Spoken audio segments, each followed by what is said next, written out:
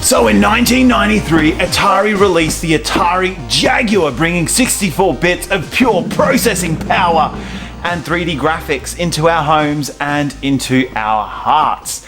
And today we are checking out Fight for Life, which has the distinction of being the last game released by Atari for the Jaguar system before they got merged into some other different technology company. So for fans of the channel, this might all feel a bit familiar. I have reviewed Fight for Life already, but I'm doing it again.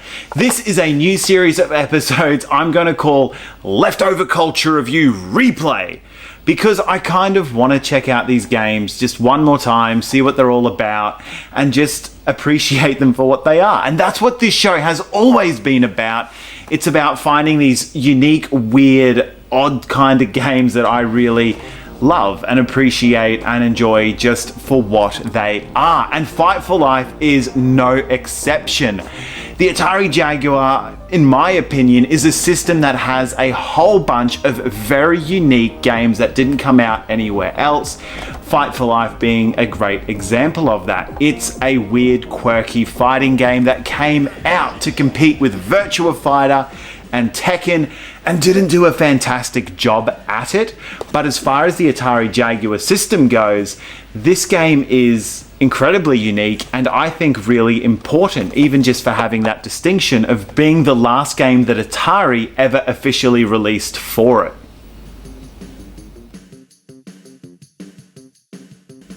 So we get to pick between 8 different fighters, all of which are deceased. They're dead! And they are stuck in purgatory fighting for their life. Hence the incredibly clever name Fight for Life.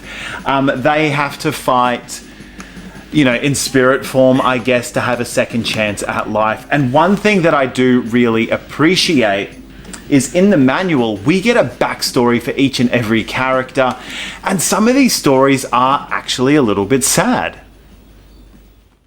But before we start getting into the characters, let's check out a little bit of this gameplay and see what the Atari Jaguar was actually capable of doing.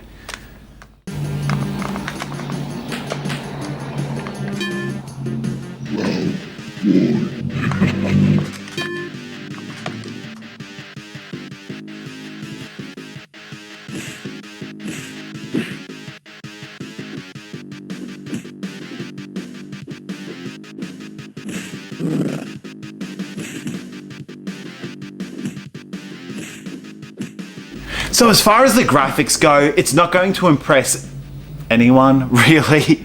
But as far as the Atari Jaguar goes, these 3D models actually have a fair bit of detail, and the characters do move in this 3D space. So you have this full 3D arena to maneuver around. There's no obstacles, obviously. It's a big, flat, open space.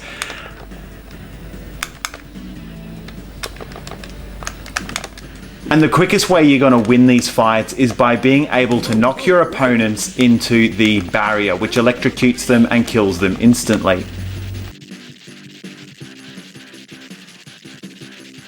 So one unique thing that Fight for Life does bring to the table is that as you defeat opponents, you actually can steal one of their moves. So as you progress through the tournament mode, you will start collecting more and more moves, which just makes your character stronger and gives you a better chance when you go up against the demon at the end of the match. And you've got to beat that demon to get your life back and get sent back to Earth.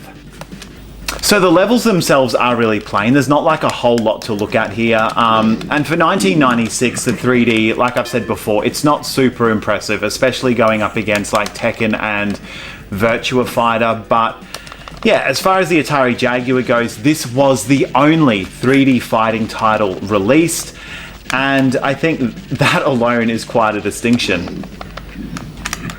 Not to mention, this game was pretty much programmed by one guy, Francois Bertrand, who, from what I've read, he came over from the Virtua Fighter games on Sega, and he was working on like the camera systems there to come in and develop Fight for Life for Atari.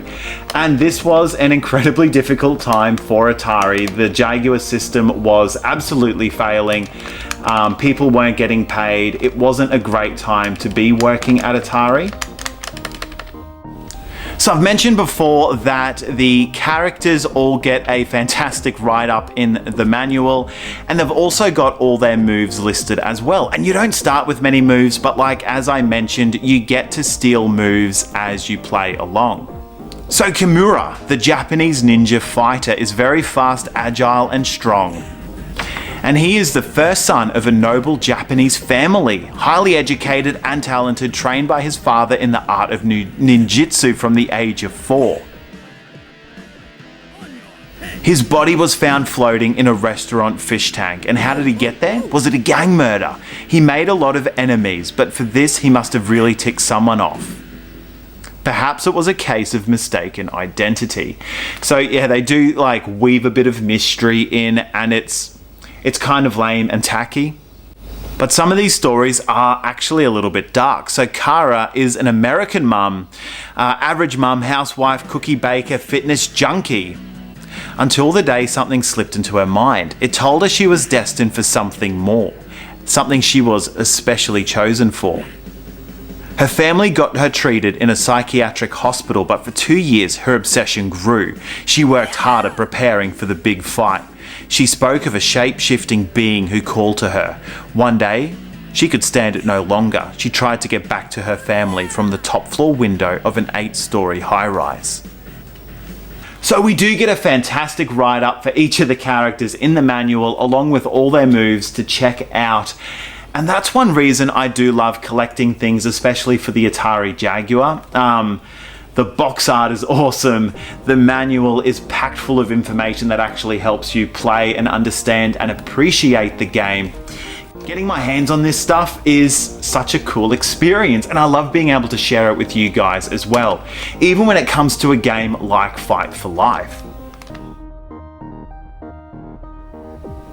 And one reason I wanted to start checking out some of these Atari Jaguar games, especially to kick off this Leftover Culture Review replay series, is that there is a new emulator out which emulates Atari Jaguar games better than ever before. It's called Big P Emu, and Fight for Life works flawlessly on it. So it's easier than ever for you guys to check out these games at home and see what all the hype was about.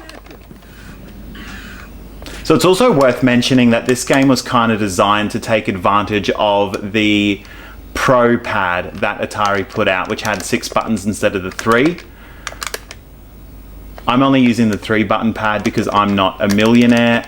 And that might be one of the reasons there weren't that many fighting games released for the Atari Jaguar, is because this pad isn't exactly set up for, I was going to say any games, but especially fighting titles. Like, it's not a super intuitive pad. So I didn't realize this until I was reading the manual trying to get the passwords to work, but there's actually a replay mode. So while you are fighting, you can pause the game at any time and check out your characters fighting. And you can like rotate the camera and check out your moves. I'm actually really impressed by that.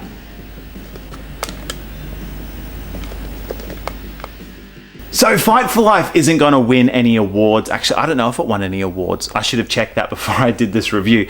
But I am really glad I got to go back and check it out in this whole new episode idea where I sit alone in my room and play old video games that didn't exactly get a good rap at the time. But I do think it's an important game for the Atari Jaguar system that was bringing these 3D graphics, even though by the time Fight for Life was released, there were so many better 3D options. But this was one of the first home consoles to bring 3D into the home. And this is one of the games that they've released to prove that the Atari Jaguar really was a 64-bit console that could do decent 3D graphics. Whether or not it succeeded, that's up to you guys, but I do really appreciate you guys tuning in right here on the Leftover Culture Review, and I can't wait to see you back for some more Leftover Culture. Cheers, guys.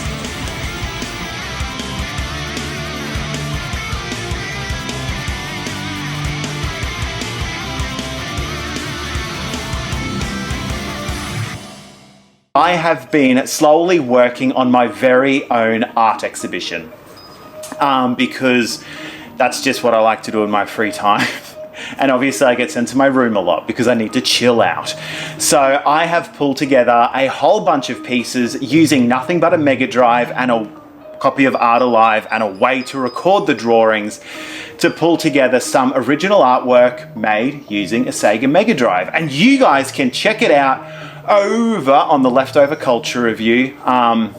I'm really pleased with how the pieces came out and just what Art Alive is capable of. I can't wait for you guys to go and check it out. And stay tuned for some more Leftover Culture. Cheers, guys.